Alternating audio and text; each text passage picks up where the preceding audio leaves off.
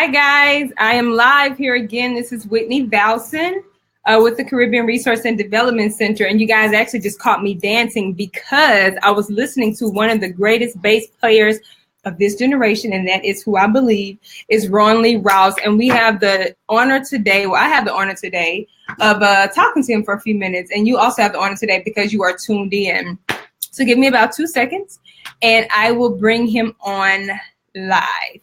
2 seconds. And he is coming in 3 seconds. Mr. Ronle?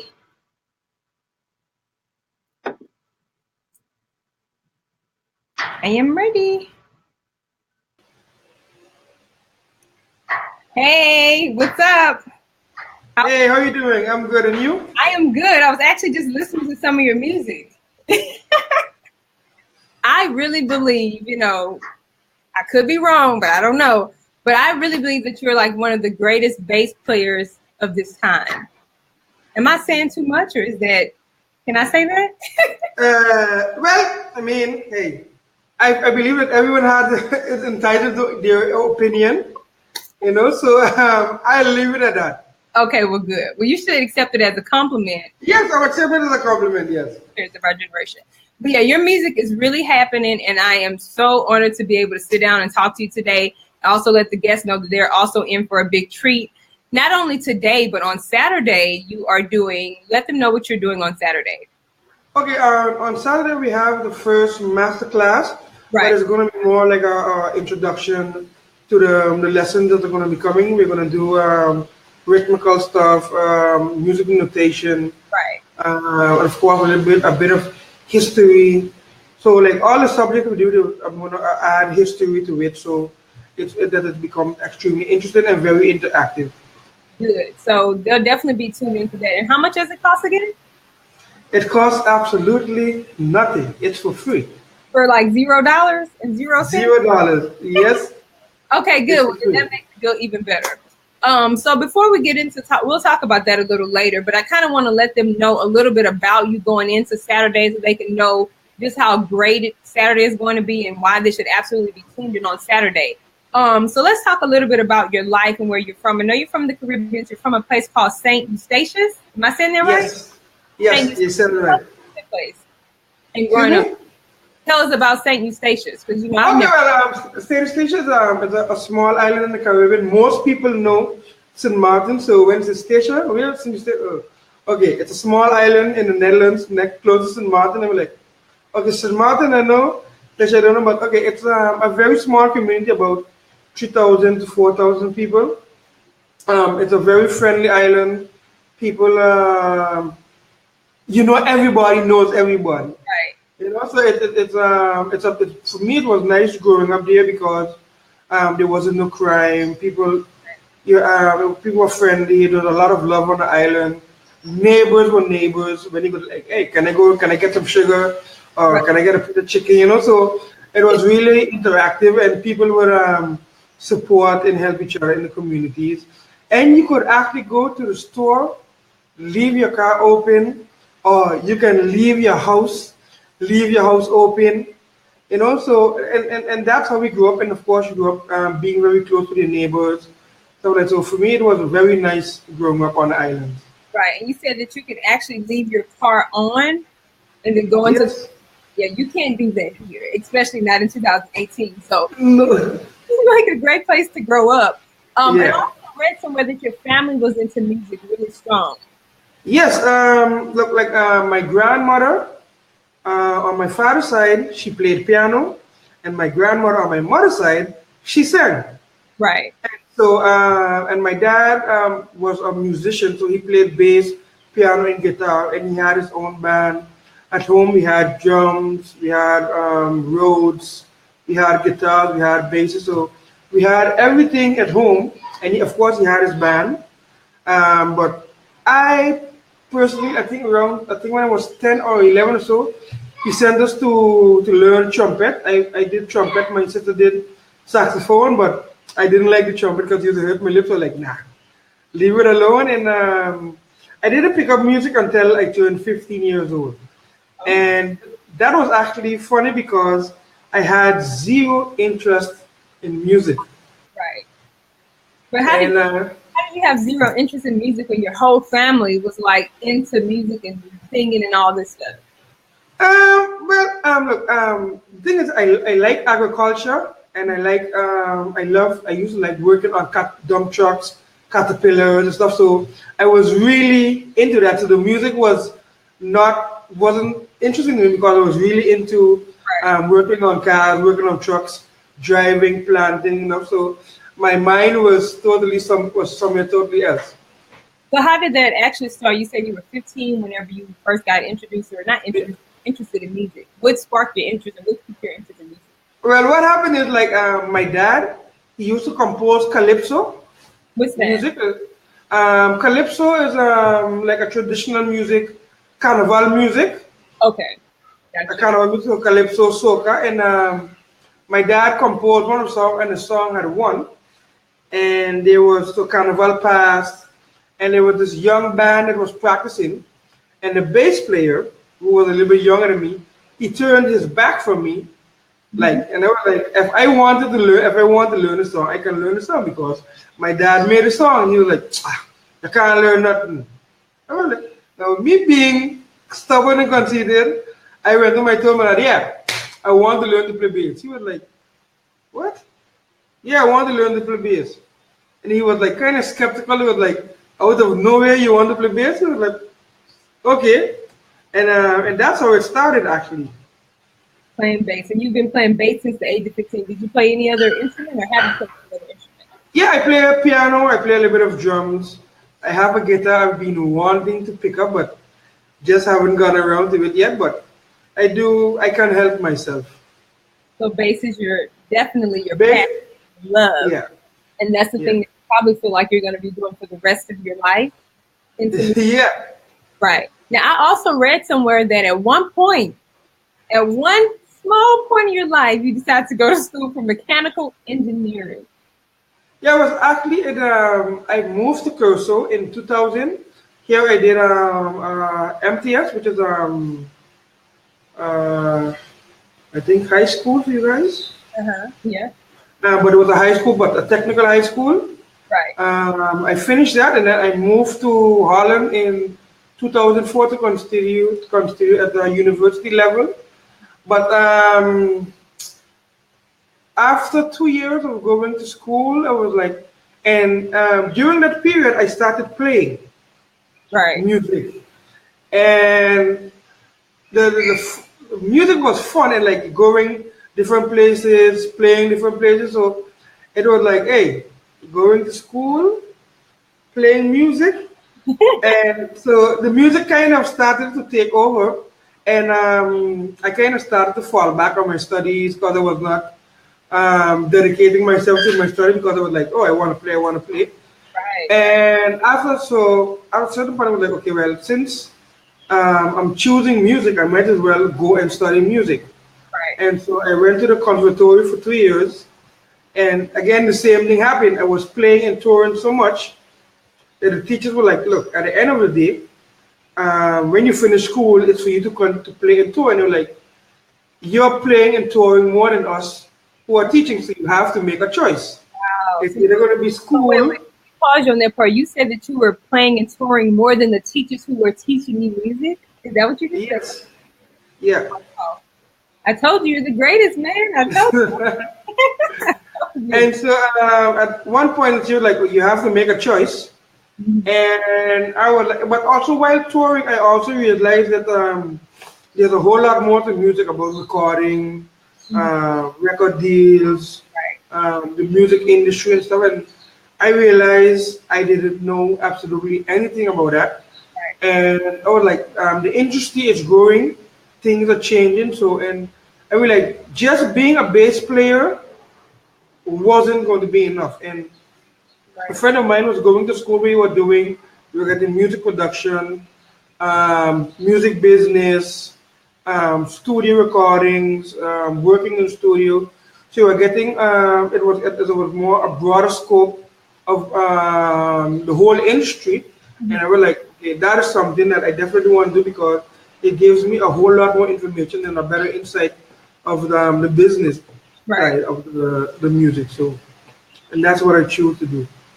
So now you're not only, if I'm understanding you right, you're not only focusing on just playing the bass, but you're also focusing on the music, the business side of it. Yeah. So just like in the industry, there's two sides. There's the side that we see. For example, I work in the film industry. So there's a side that we see before, in front of the camera, which are the actors and the lights and the glitz and glamour. Then there's behind the scenes. There's negotiations being done. There's the actual money that's being made. All that stuff. We're now focusing on in both aspects of it. Basically, you're focusing on. Right. So what have you learned so far on the other end of it? Not just playing the bass, but on the other end of the music. Well, what I learned was like, especially the bass. It's good to understand the business because, like let's say you're touring and you're staying at 5-star hotels, 4-star hotels, and the money versus the hotel, you're like, I'm in a 5-star hotel. Mm-hmm. So you start to ask yourself questions like, hey, right, like what's going on? And then because I started to ask those questions, and for me, like, okay, it's extremely important to understand the business aspect of okay, what all is happening, and the artists, I talked to them and I told them like, yo, you're being ripped off, right, and you should do some. Now I sent them a mail with the basic with information and stuff. He took the mail and sent it to the management. What? Yeah. So I was so like, of course, the management was like, they don't want to work with me no more because like I'm trying to open up his eyes, and he's like, so the man like they don't want to work with me anymore. But he was like, no, because we were busy touring. He was like, no. He wanted me to continue the tour, and it was like kind of a bad blood on the tour. But they were like, hey, it is what it is. And for me, that was also a lesson there. Like, whatever you put on black and white, yeah, it's forever, you know. So so for me, like certain things, like certain conversation like that, I will never do via email ever again. I would do personally, but at the end of the day, the guy eventually he woke up and realized that he was being robbed and stuff like that, and they eventually parted ways. But like 2-3 years later, so but he had lost so much already. right. And I was like, yeah.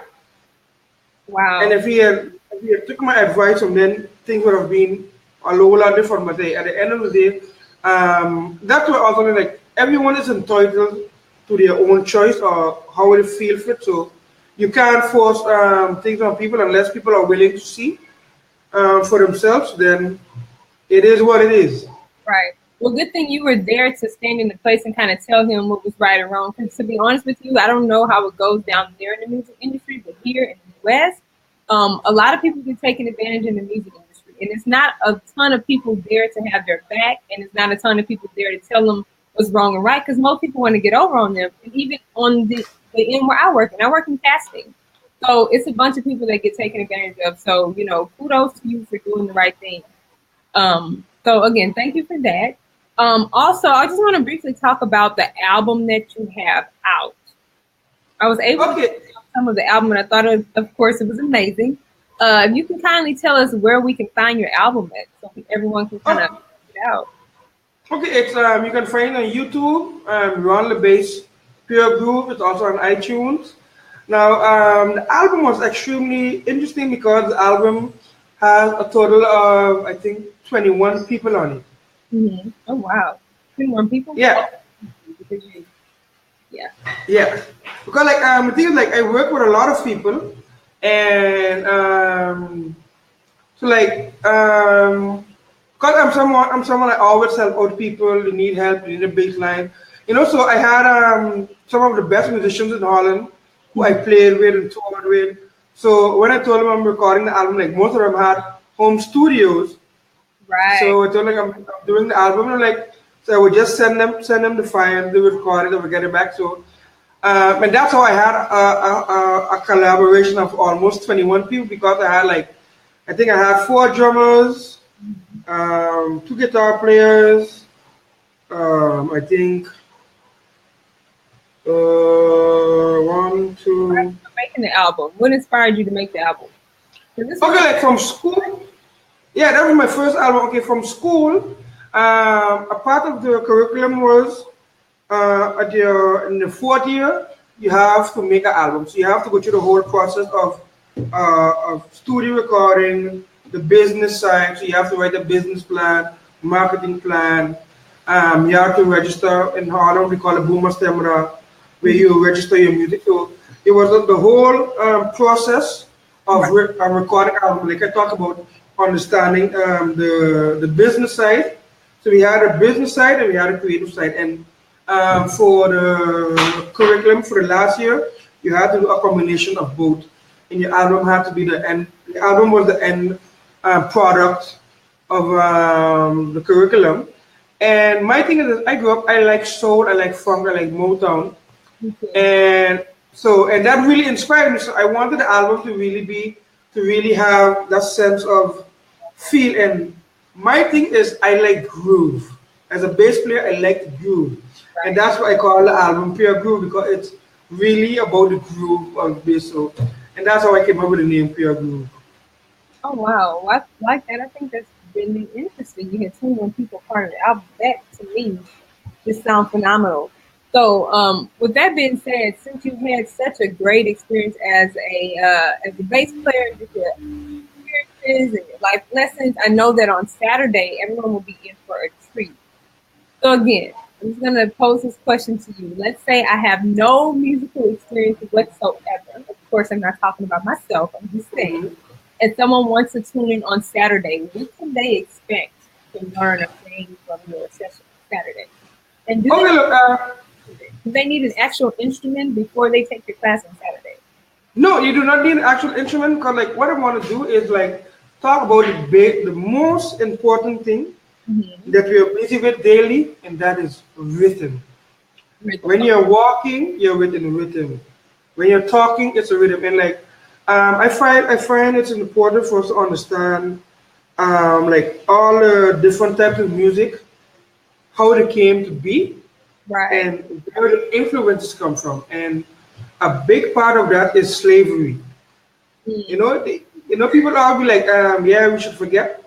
And I was talking to my sister about this some day, and I was like, people say we should forget slavery. I personally, I would like to tie them up to a tree with barbed wire, like it was done to us. And and for 50 lashes, I would not say anything more about slavery. 50 lashes only. And I was like, the first lash, the guy that made the rules about breaking and maintaining slaves, he would jump in his grave like, "Aye, what just happened?" Because that first lash would be so hard, the person would be like, no, I won't say that ever again, So, so I find it important for us to know how the slavery affected the music that we hear today, and how the rhythms played an important role in the musical year. So, I think it's important to know the history of where it comes from, and and that wherever you listen to, it still has an origin from Africa, one way or another. There's always going to be a small piece of Africa in it. Starts from the motherland.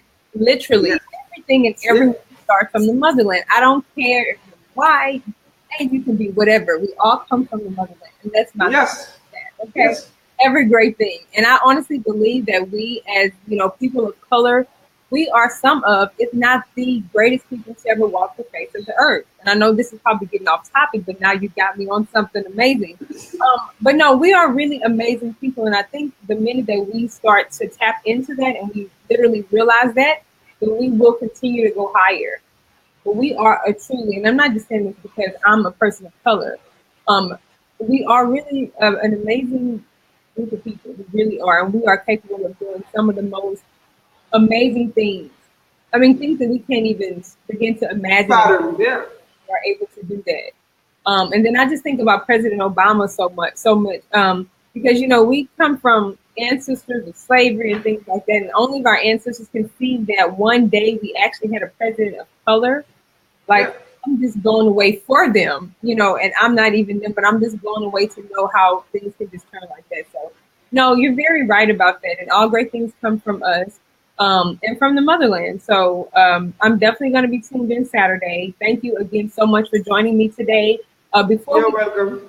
Is there anything else that you'd like to say? Do you have any advice for anyone interested in breaking into the music industry? I would say like the most important thing is read a lot, do a lot of research because like there's so many articles online about research, watch webinars, look up your favorite artists because most people always have a story like okay, what did they have to go through to get it? And I mean, a lot of people tend to look for the easy road, but Right. the easy road to success isn't always the best road. Yeah. You know what I mean? Like when you work for it, you appreciate it a whole lot more.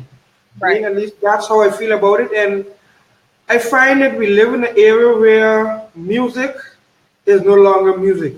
Right. Before you had Aretha Franklin, you had Marvin Gaye, you had Luther Vandross, Yeah. you have Stevie Wonder. Thank you. Music was music, and music was a message. And like I said, like I said, music is a conversation. Yeah. And now it's yeah. Yeah. And it's unfortunately, and you know what? The times have changed, and the people have changed, and I mean everything is changing. I mean, Unfortunately. and like a lot of the youth are influenced by what they hear. Yeah. So I'm hearing about guns and drugs. What you gonna do? Guns and drugs. I mean, like at the moment, I'm also teaching at schools, Yeah. and like the music that I listen to, all have bad words. So like, so you have kids that all day they are listening to bad words, guns and drugs stuff like that, and so automatically when you're speaking, it will come out because it's natural, and then you still have to be able to be like, hey, it's cool, and there's rules stuff like that. But so it's really a mental thing because if it's something you're doing daily and you're used to, it becomes difficult for you to break that habit because that is what you know. Right. No, that's So true. And it brings me back to something that my mom actually taught me years ago, and she still says to this day. But what she would always say would be, whatever's in you comes out of you. That's all you need to always make sure putting good things in you. And then I know me personally, I'm a spiritual person. I'm a Christian. I believe in God. So, it's a lot of praying and meditation and reading and all that great stuff about God. So that's why you got to constantly put that kind of stuff in you. So then that stuff starts coming out of you. And then yeah, I have a down week and I'm not on it like I'm supposed to. And I'm putting a lot of crazy music in me, and you really don't want to be around me. What comes out can just be whatever, unfortunately. But no, you're so right about that. Whatever we put in us definitely comes out, and especially for children, I think it's amazing that you're working with kids. You can instill yeah, this amazing music in them, and not just this ridiculous stuff that we're hearing. yeah. This music with a message and a meaning and a passion, a purpose, and just all that amazing stuff. So hats off to you, and again, thank you so much for joining us. Unfortunately, I have to leave, but I will see you guys on Saturday, or see you on Saturday. And again, for everyone Yes. that's in, it's Saturday. The information is on the link somewhere, which I don't know exactly what will be on your screen. But please join us on Saturday. You guys are definitely going to be in for a treat. Yeah, I'm looking forward to it. So see you guys on Saturday. Have a nice day. Be blessed. Whitney, thank you for the interview. Thank you for your time. And of course, thank you for Cara Deck and Trinidad for putting this together and for us being able to give back to the youth because it's extremely important for us to do so. You guys have a great day. Bye. Bye bye.